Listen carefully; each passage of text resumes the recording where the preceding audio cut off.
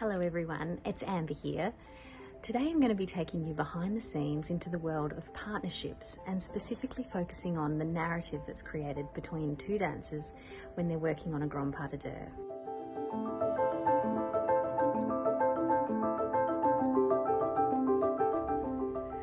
Hi Ty and Jade, thank you so much for chatting with me today and talking a little bit about how it is when you work together. Ty, what are your experiences of performing the Black Swan pas de deux? Is this the first time you've danced with Jade, this ballet? Black Swan pas, this is the first time we've done it together, which is exciting.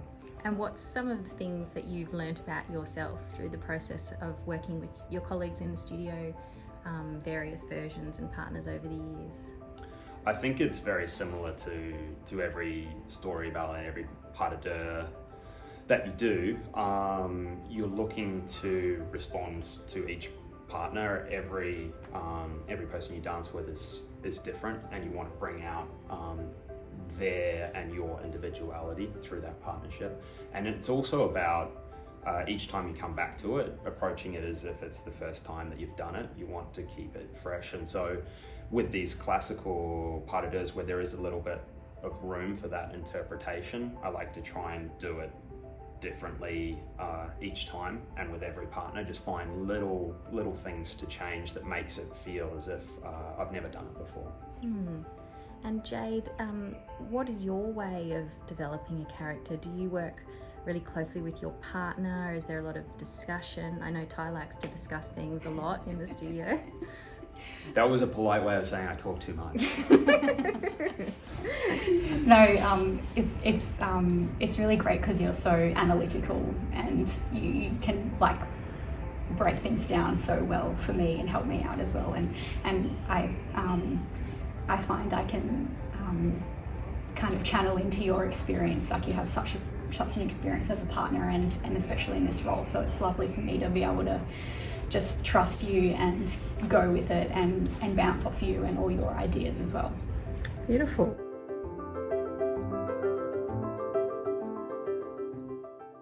Hi Val and Brody. Hello. Hi. Thanks for coming straight after that beautiful rehearsal to come chat with me. Have you danced the White Swan pas de deux together before this season? No, we haven't. It's our first time, which is very exciting. Could you tell me a little bit about your characters' relationship to each other at this point in the ballet when the White Swan pas de deux happens? So at this point, I think Prince Siegfried and the White Swan have had their first meeting. And this is kind of their first or their second meeting now, and they are a bit more familiar with one another. You see a bit of more curiosity and a bit more of emotions and feelings start to develop. Yeah. What do you feel about? That's exactly right. And I think the only tricky part is not having the rest of the ballet, not having the first meeting and doing it as part of a gala. You just go into it a little bit cold and trying to get across that you have met. And what are ways that you think you'll be able to do that? Like what kind of tools are you going to bring? What sort of preparation?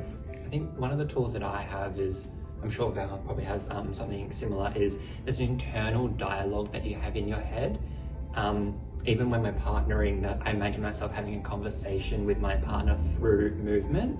And hopefully that can kind of convey the story that I'm creating in my head with my body.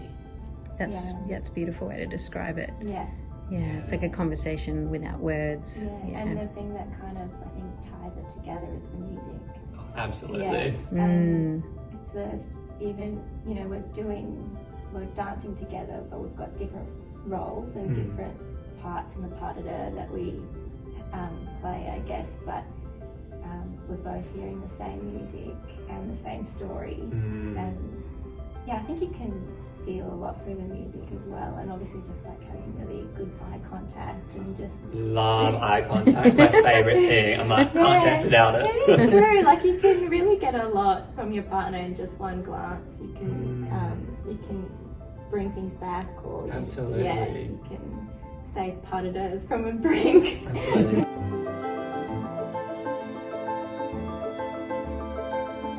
Hello, Chris and Shani.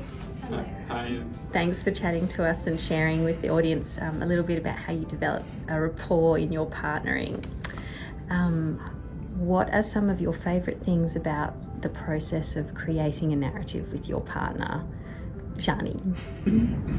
Yeah, well, I think it's always interesting because it can evolve. Even if you don't talk about, the story together, you might then read something that, Chris is doing, and that changes then your reaction, sort of like a conversation. And sometimes that just changes organically, and little ideas pop up. And Chris, what are some of your favourite things about telling stories with the ladies and the gents of the Australian Ballet? Yeah, it's just, I think it's like such a like wonderful sort of privilege of the job, like getting to get out on stage and tell a story, be a different character, and it also like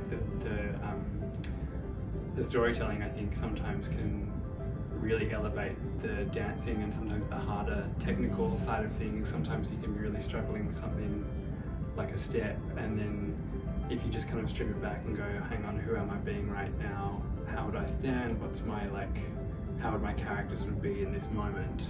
And sometimes just like taking the focus back to the story helps you sort of not overthink the step, and then all of a sudden the coordination for your technique sort of comes together. So that's really great. Having that story element to add to the dancing, and they're both sort of interwoven. That's so beautiful. Thank you guys. Sydney's so lucky to get to see this soon. Thank you for your time. Thanks, Anne. Thank you.